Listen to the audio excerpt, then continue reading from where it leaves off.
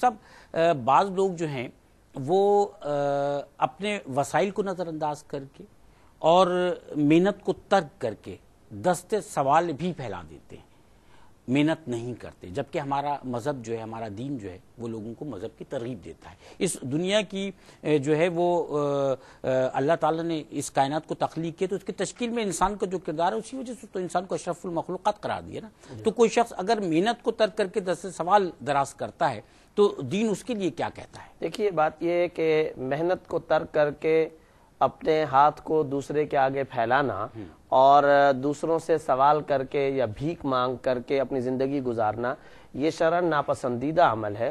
اور یہ یاد رکھنا چاہیے کہ دو صورتیں ہوتی ہیں۔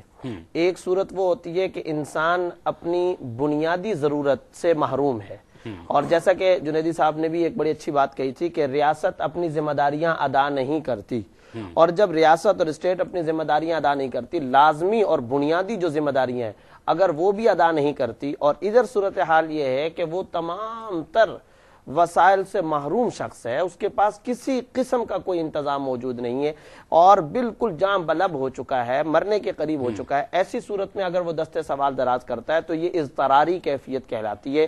اس میں شرعاً گنجائش ہے۔ لیکن جو بات آپ نے کہی کہ محنت کو ترک کر دیا جائے اور ترک کر کے دست سوال دراز کر لیا جائے، یہ شرعاً ناجائز ہے، حرام ہے۔ آپ صلی اللہ علیہ وسلم نے بعض اوقات ایسے پیشہ ور قسم کے فقیر اور بھکاری ان کو باقاعدہ دینے سے منع فرمایا ہے، اور ایک جگہ آپ صلی اللہ علیہ وسلم نے فرمایا الید العلیٰ خیر من الید السفلیٰ، اوپر کا ہاتھ نیچے والے ہاتھ سے کئی گنا بہتر ہوتا ہے، دینا یہ بہتر ہے اس کے مقابلے میں جو لینے کا تصور رکھتا ہے۔ لیکن اس میں ایک بات یہ یاد رکھنی چاہیے کہ جہاں شریعت کا یہ حکم ہے وہاں پر مسکین کو کھانا کھلانے کا بھی بھرپور طریقے سے قرآن کے اندر حکم ہے۔ اسی طرح فقیر اور مسکین جو صحیح لباس نہیں پہن سکتا اس کو لباس پہنانے کا بھی صحیح طور پر، اور اس کی ذمہ داری بھی مخیر حضرات کے بھی ذمہ لگایا ہے، ریاست کے بھی ذمہ ہے، اور ایسے اسباب اور مواقع میسر کرنا۔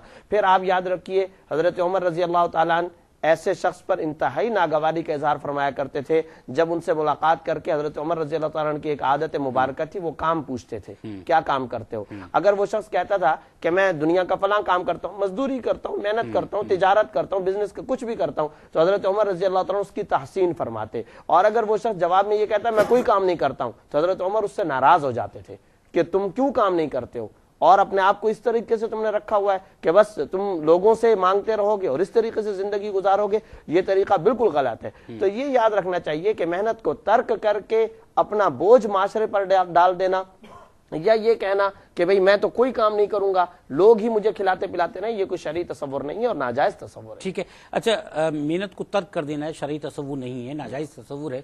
جنیدی صاحب کیونکہ ہم بات کریں محنت پر، اور محنت کے ساتھ مزدور جو ہے وہ مربوط ہے، اس لیے مزدور کا تذکرہ جو ہے وہ اس میں بیچ میں آتا ہے۔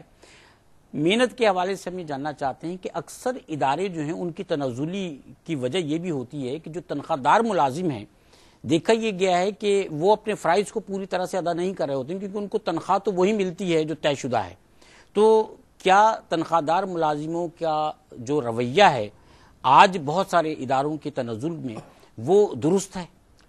ٹوٹلی ڈس ایگری، یعنی مکمل طور پہ میں آپ سے اختلاف کرتا ہوں۔ اچھا میں نے مکمل طور پر یہ نہیں کہا کہ تمام ملازمین کا، دیکھیے ایکسیپشنز آر دیئر، جی ہاں وہ ہوتا ہے، کوئی اکا دکا پانچوں انگلیاں برابر نہیں ہوتی ہیں۔ اکا دکا کیس اگر 100 میں سے کہتے ہیں کہ 2 کیسز یا 3 کیسز ایسے ہیں، ایون 5 کیسز بھی ایسے ہیں، تو ان کو اس لحاظ سے دیکھا جانا چاہیے کہ یہ ایک انسانی جو ہے خامیاں بھی جو ہوتی ہیں، اور ہر طرح کا انسان جو ہے موجود ہوتا ہے، ہر کلاس کے اندر جو ہے موجود ہوتا ہے۔ کیا سارے سرمایہ دار، سارے صنعت کار، سارے جاگیردار، سارے وڈیرے، سارے میر، سارے پیر انکم ٹیکس ادا کرتے ہیں؟ اور کتنا ادا کرتے ہیں؟ کیا میں انکم ٹیکس چوری کر رہا ہوں؟ میں ایک ملازمت پیشہ فرد ہوں، آپ ایک ملازمت پیشہ فرد ہیں، ہمارے تو بیس کے اوپر، سورس کے اوپر جو ہے انکم ٹیکس کٹ جاتا ہے۔ تو انکم ٹیکس چوری کہاں ہوتی ہے اس کو بھی ڈٹرمن کرنا چاہیے۔ اس میں ہم یہ کہیں کہ بھئی یہ جو ہے کلرک جو ہے انکم ٹیکس چوری کرے گا، کہاں سے چوری کرے گا؟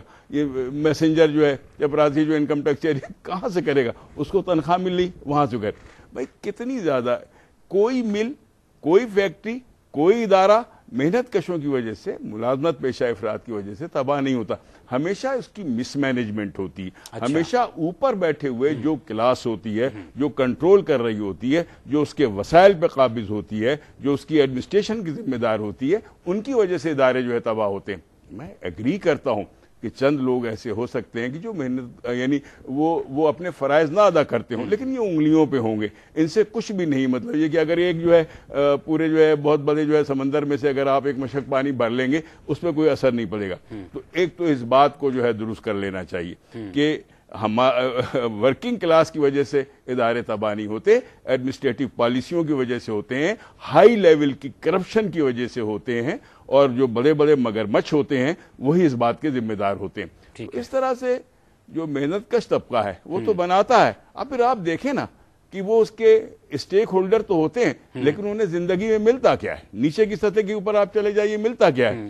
آج بھی آپ مجھ سے بہتر کیونکہ آپ پروگرامز کرتے ہیں، آپ مجھے بتائیے اس ملک کے کتنے فیصد لوگوں کے پاس اپنے مکانات ہیں؟ آپ مجھے بتائیے کہ اس ملک کے کتنے فیصد لوگوں کے پاس ان کی اپنی جو ہے کہتے ہیں کہ ٹرانسپورٹ ہے؟ آپ صرف یہ مجھے بتا دیجئے کہ کتنے غریب لوگوں کے پاس سائیکلیں؟ آج شہر کراچی، آج شہر لاہور، آج شہر راولپنڈی، اسلام آباد موٹر سائیکلوں سے کیوں بھرا ہوا ہے؟ 50,000 ہزار، 30,000، 40,000 ہزار کی قسطوں میں موٹر سائیکلیں لے رہے ہیں۔ تو یہ کیا، یہ سب سے بڑے اسٹیک ہولڈر ہیں، لیکن فائدہ حاصل کرنے میں سب سے کم ہے۔ تو وہ تو اور آپ کی معیشت کو جنم دے رہے ہیں، وہ محنت کرتے ہیں، وہ طاقت دیتے ہیں، وہ اپنا پسینہ بہاتے ہیں، اور پھر موٹر سائیکل میں سفر کرتے ہیں پیدل۔ آپ دیکھتے نہیں ٹرانسپورٹ کے نظام کا کیا حال ہے؟ اس میں کون بیٹھ کے سفر کر رہا ہے؟ چھتوں کے اوپر کون جو ہے بندر اور لنگور کی طرح سے چڑھا ہوا ہے؟ کون لٹکا ہوا ہے؟ یہ میرے اور آپ کے طبقے کے لوگ ہیں، یہ سیلریڈ کلاس کے لوگ ہیں، یہ محنت کش طبقہ ہے، یہ کلرک ہے، چپراسی چوک ہے۔ یہ کیا کرے گا؟ اس کے کرنے سے اس کو تو گھر آنے جانے کے لیے جو وہ اس کو میں کیا عرض کروں۔ اچھا، اس میں یہ ہے کہ دنیا بھر میں یہ طبقہ بھی موجود ہے کہ جیسے کہ مفتی صاحب نے فرمایا تھا کہ ہر آدمی جو ہے سرمایہ دار نہیں ہو سکتا، تو ورنہ سرمایہ دار ہم ہونا نہیں چاہتے، ہم سرمایہ دار نہیں ہونا چاہتے، ہمیں ہماری زمین دے دو، ہم آسمان لے کے کیا کریں گے؟ بھائی جو رائٹس ہیں وہ دے دو، جو کنونشن ہیں ہمیں دے دو، جو ہمارے حقوق ہیں وہ ہمیں دے دو، جو گارنٹیڈ رائٹس ہیں ہمیں دے دو، ہمیں ہماری پوری تنخواہ دے دو، ہمیں ہمارے پورے بونسز دے دو، ہمارا علاج معالجہ کرا دو کہ ہم زندہ رہ سکیں اور اگلی نسل پیدا کر سکیں، آپ کے ہی انٹرسٹ کے اندر ہے۔ ٹھیک ہے۔ اچھا، یہ جو رائٹس کی بات ہو رہی ہے، آج دنیا بھر میں محنت کرنے والے لوگوں کو ایسی کون سی فیسلٹیز ہیں کہ جو نہیں مل رہی ہیں اور جو پرووائڈ کر دی جائیں تو ہمارے یہاں یہ نقشہ جو دنیا میں ہے وہ تبدیل ہو جائے گا؟ سب سے پہلے تو میں یہ سمجھتا ہوں کہ میڈیکل فیسلٹیز جو ہے وہ انتہائی اہم ہے، اچھا، جو غریب طبقے کو نہیں مل رہی، اچھا، جبکہ وہ دنوں رات کام کرتا ہے۔ میں اس پہ مثال دوں گا کہ آپ یہ دیکھیں کہ یہ 2 کروڑ کی آبادی کا شہر ہے، اس میں آپ کو گٹر ابلتے ہوئے نظر آ رہے ہیں کیا؟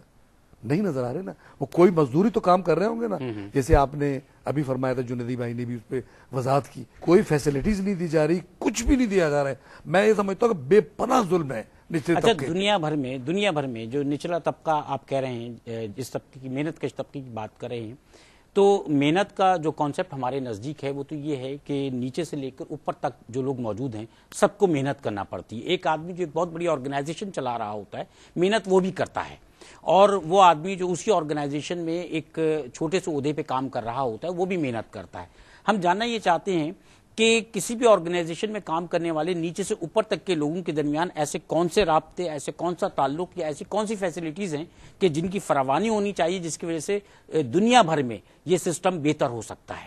دنیا بھر میں تو میں سمجھتا ہوں کافی بہتر ہے۔ اچھا، وہاں جو مزدور ہے وہ اس کی کلاس میں اور ہماری کلاس میں بڑا فرق ہے۔ اچھا، وہ جو آپ نے کہا نا کہ یہ موچی کا کام کرنا، گاڑی ڈرائیو کرنا، اب یہاں سے دیکھیں بڑے بڑے پڑھے لکھے لوگ جاتے ہیں امریکہ، یورپ میں اور کینیڈا میں، اور ٹیکسی ڈرائیو کرتے ہیں کیونکہ ان کو اس کی بہترین ویجز ملتی ہے، اس کو پورا حق ملتا ہے، اس کے ساتھ پورا انصاف ہوتا ہے۔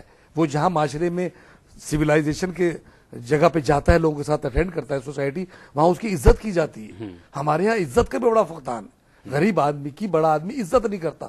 میں تو یہ سمجھتا ہوں سب سے پہلے کہ ایک غریب کی عزت کو بحال کیا جائے، ٹھیک، اس کو اس کی حیثیت کے مطابق عزت دی جائے اور معاشرے میں مقام دیا جائے۔ اس کے بعد اس کو جو فیسلٹیز ہیں، میڈیکل فیسلٹیز، دوسری فیسلٹیز، وہ بھی مہیا ہونی چاہیے، اور ویجز کم از کم اتنی ہونی چاہیے کہ اس کے گھر کا کام تو چل سکے۔ ایسا نہ ہو کہ 4 بچوں میں 2 کم کھا رہے ہیں، 2 مشکل سے سو رہے ہیں۔ ہمارے معاشرے میں یہی ہوتا ہے۔ ٹھیک۔